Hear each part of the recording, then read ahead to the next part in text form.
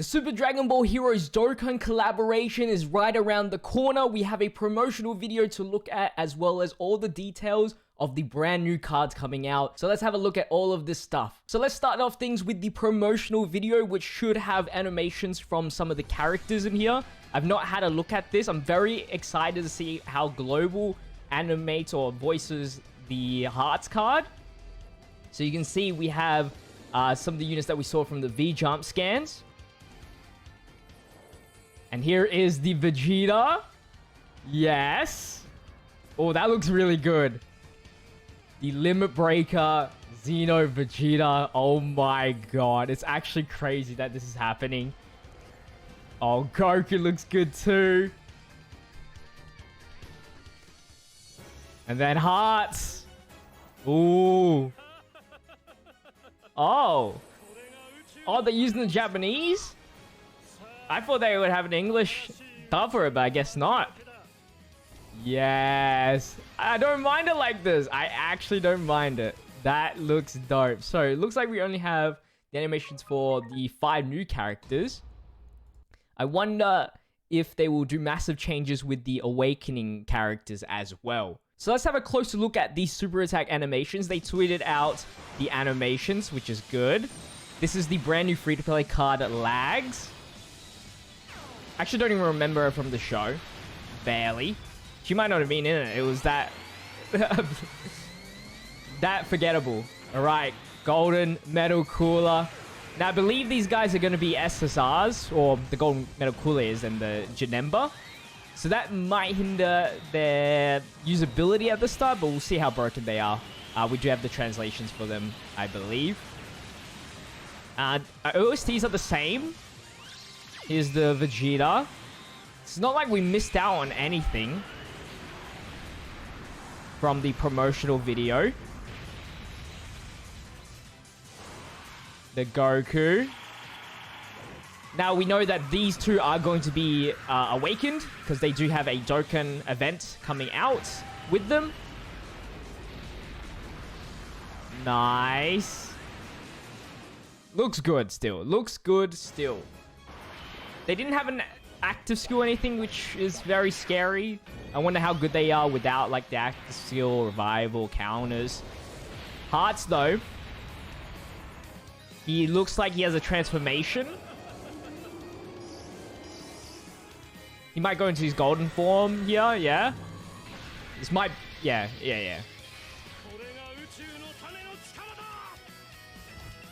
Or is this an active skill? It's one of the two.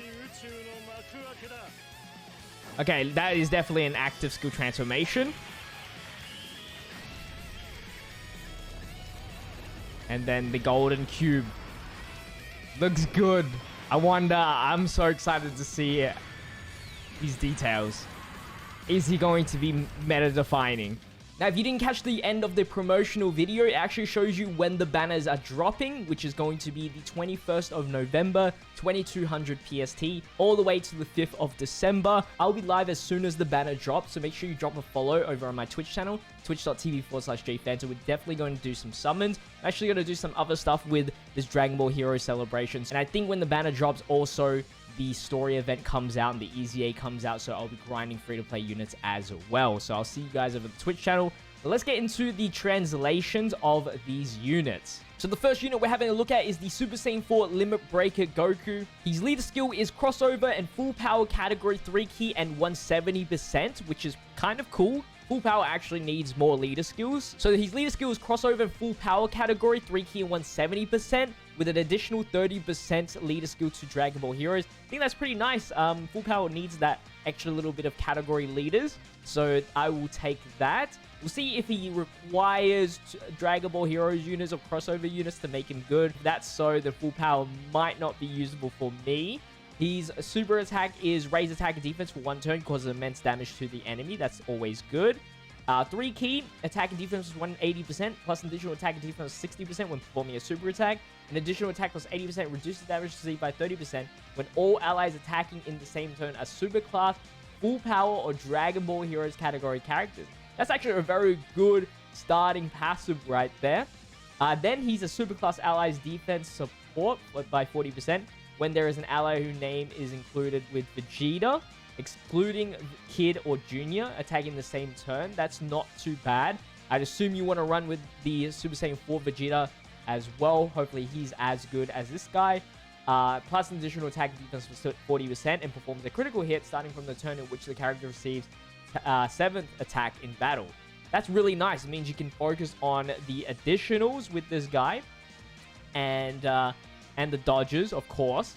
40% support is really good. And of course, the extra 30% damage reduction. Looks like he's going to be a pretty tanky dude in the second slot. Hopefully, Vegeta's a first slot unit. We'll see. That way, you can safely get the attack and defense plus 40% by always putting this guy in the second slot. And from the looks of things, he obviously has Super Saiyan 4 links and stuff like that. So that's pretty cool as well. Now, here are all the categories that he has. They're definitely making it a lot harder to run the Super Saiyan 4 Goku and Vegeta LR card with these guys, especially with the restriction on his passive. But he does have the links to help out that set of units. But yeah, the Super Saiyan 4's not being in full power or Dragon Ball Heroes kinda does suck. Now let's look at the Vegeta here. So he's a crossover and giant 8 power category, which is really nice. Now you can actually run the Super Saiyan 4s, but it's going to hinder probably the passive skills at the very least. But if you have the Super Saiyan 4s on a different rotation, on the main rotation, then that's fine. It's just that you won't get the benefits, I guess, from the Goku. And of course, Dragon Ball Heroes, extra 30%. Raise attack and defense for 1 turn, immense damage to the enemy. Looks like he has pretty much the same starting passive. Attack and defense 60% when performing a super attack. Additional defense plus 80%. And launches an additional super attack when all allies attacking the same turn are super class, giant 8 power, or Dragon Ball Heroes category characters. So I think you run double Vegeta if you want to run the Super Saiyan 4 LRs. I don't know why I'm so focused on that, but I think that'd be pretty cool to run.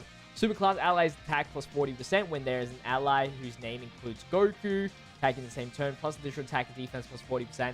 Attacks guaranteed to hit and disables enemies' guards starting from the turn in which the character performs the 5th super attack in battle. Okay, so I like the Vegeta's restrictions a little bit easier, but he's not as, I don't think, as tanky. I think I'd rather take that damage reduction instead. Is 30% damage reduction enough for the Goku?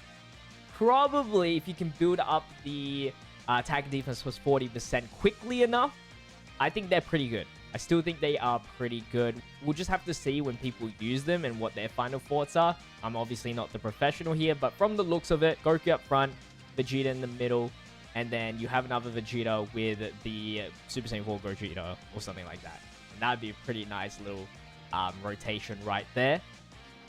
Now, what will be in the rotating spot? Who knows? Now, for the big man himself, Super Hearts. He's a Dragon Ball Heroes and Time Travelers leader for 3 key and 170%, with crossover for 30%. A lot of 200% leaders, which is always good to see. Raise attack and defense for 1 turn, causes immense damage to the enemy. Very original. Attack and defense plus 150%, plus an additional attack and defense plus 50% when performing a super attack. Guards all attacks for 5 turns from the start of the turn. That's good.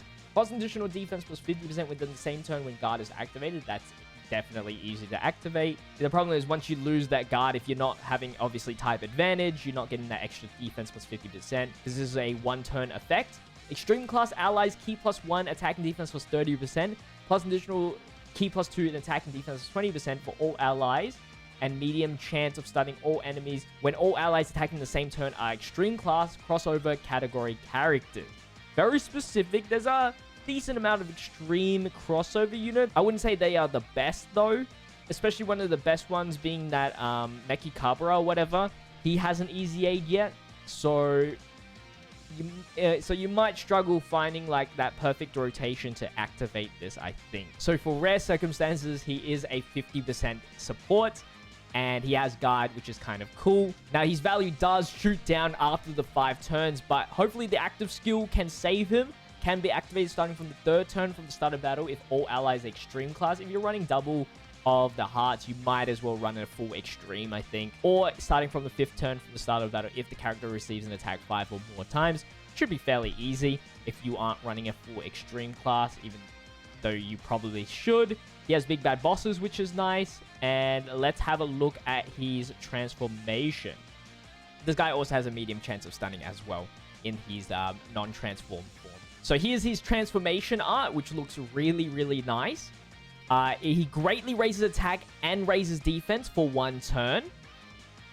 Okay, nice little extra boost on the attack. The raised defense is pretty much the same. 3 key and attack defense was 200%, plus an additional attack defense was 50% when performing a super attack.